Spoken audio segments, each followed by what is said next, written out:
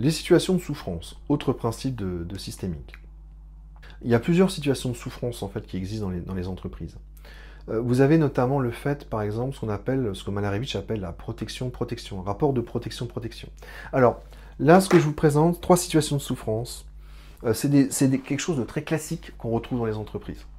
Problème systémique, donc d'interaction entre des groupes, entre des personnes. Problématique systémique qu'on retrouve de manière très fréquente. L'intérêt, c'est de pouvoir les repérer et de comprendre que ça existe, de savoir que ça existe, de comprendre quel type de relation s'anime, et du coup de pouvoir intervenir là-dessus de manière appropriée, en fonction du type de relation systémique qu'on observe. Donc la relation de protection-protection, par exemple entre un N+1 et un N, ça se caractérise par le fait de se substituer à l'autre dans la prise de décision.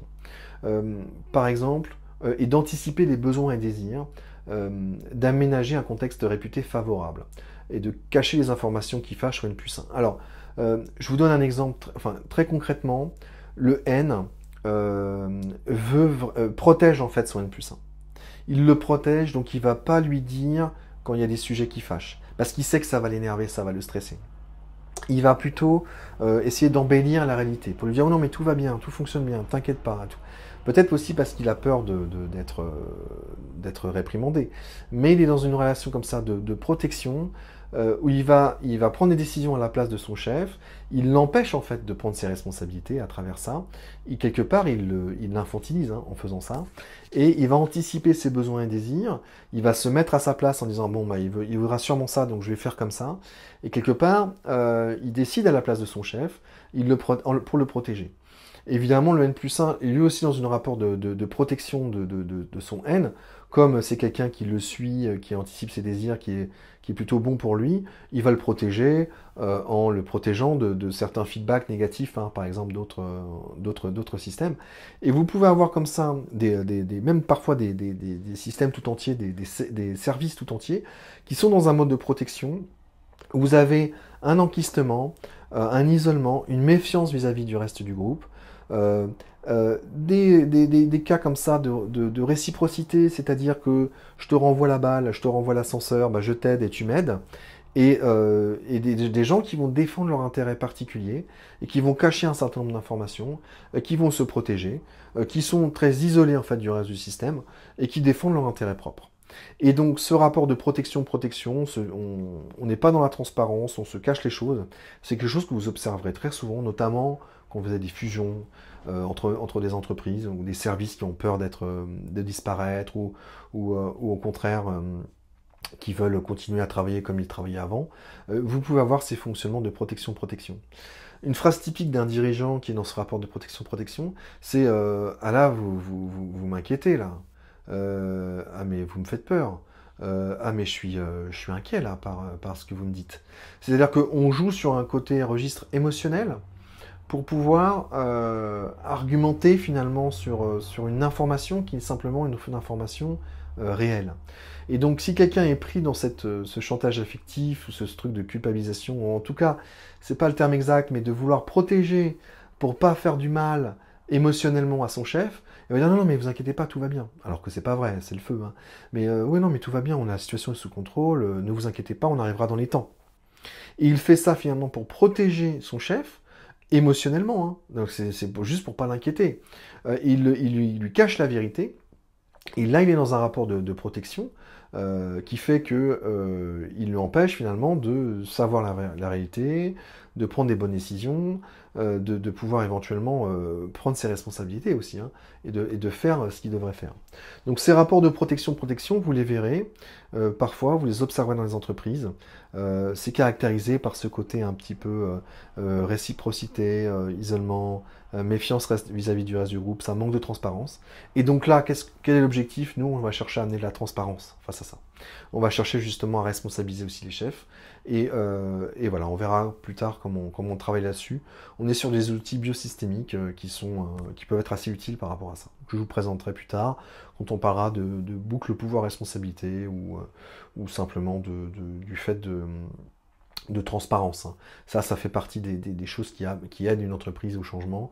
La transparence, on va être juste clair sur les résultats, on va aider aussi les managers à être transparents, à dire les choses telles qu'elles sont. Autre relation de souffrance, la péterisation et la prématuration. Donc, principe de Peter, on monte en grade jusqu'à atteindre son plus haut niveau d'incompétence, enfin, jusqu'à atteindre en fait un niveau où on n'évolue plus. On n'évolue plus parce qu'on est incompétent à notre poste. Et donc, principe de Peter, on se retrouve avec des gens incompétents dans l'entreprise et qui restent à leur niveau, et donc du coup l'entreprise fonctionne mal parce que on a des gens qui sont incompétents par rapport à leur niveau de management. Donc la péterisation, c'est aussi le fait finalement d'être à un niveau où on est incompétent. C'est une inadéquation entre un niveau hiérarchique et les compétences. Donc quand vous êtes dans ce principe-là, finalement vous êtes à un niveau où vous n'êtes pas compétent pour votre poste, qu'est-ce qui va se passer? Vous allez avoir des N-1 qui vont faire les choses à votre place. C'est-à-dire que vous êtes incompétent sur, par exemple, la gestion de projet, vous allez avoir un N-1 qui va faire la gestion de projet. Vous êtes incompétent pour décider des recrutements, vous allez avoir quelqu'un qui va s'occuper du recrutement. Et finalement, le principe de Peter, vous êtes à un niveau où vous êtes incompétent pour prendre vos décisions, mais vous avez des gens qui compensent en dessous pour pouvoir, pour que le travail soit fait.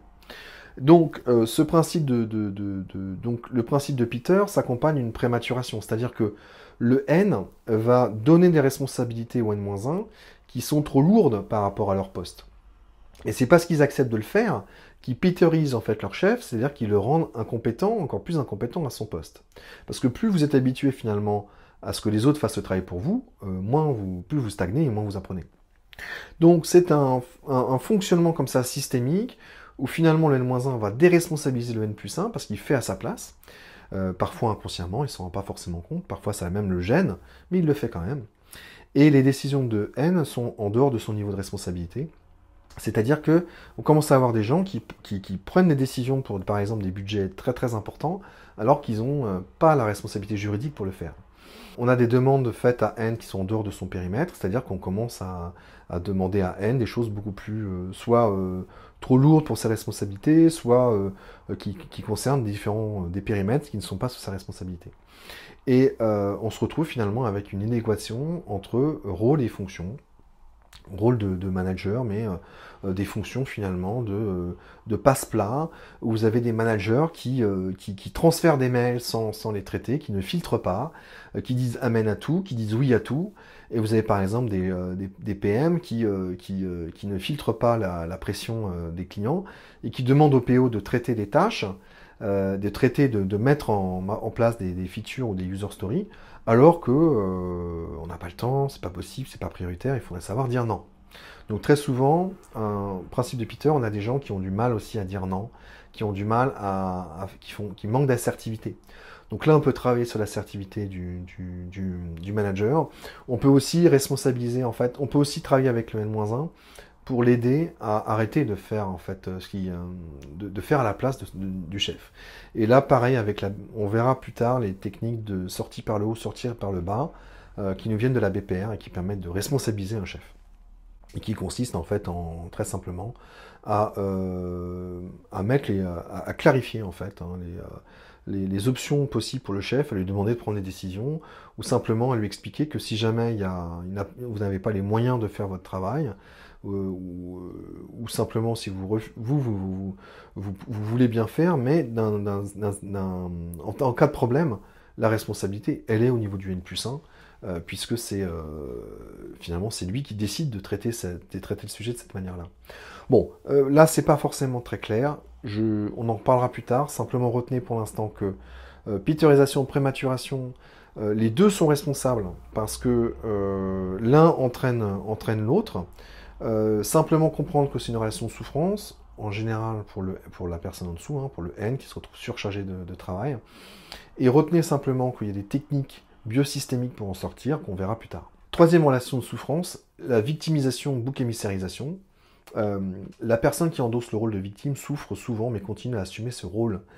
Alors, vous avez comme ça des gens qui prennent le rôle de bouc émissaire, c'est-à-dire qu'ils prennent des tâches risquées, ils vont se surcharger de travail, ils n'ont pas le temps, mais ils vont quand même prendre les sujets, ils vont vous dire « Ah oui, mais ça m'intéresse quand même, j'ai envie de le faire ». Oui, mais t'as pas le temps de le faire. Ouais, mais c'est pas grave, je travaillerai le week-end, je travaillerai le soir. Et donc là, on est vraiment dans la bouc émissarisation, c'est-à-dire que je suis le bouc émissaire, mais je vais quand même prendre sur moi. Et donc finalement, le bouc émissaire, il sauve le système bien défaillant. Il va tout faire pour essayer de sauver le système. Mais en fait, il n'améliore pas le système, au contraire, hein, il le fragilise. Parce que tout dépend finalement que de lui. Donc souvent, un bouc émissaire, ça va avec quelqu'un qui, euh, qui, euh, qui, le, qui, le, qui, le, qui accepte de lui donner plus de travail. Et donc, le bouc émissaire, finalement, il a une relation de victimisation, c'est-à-dire que finalement, il accepte de jouer le rôle de la victime, et c'est pour ça que les autres le bouc émissarisent, c'est-à-dire le persécutent ou bien lui donnent plus de travail.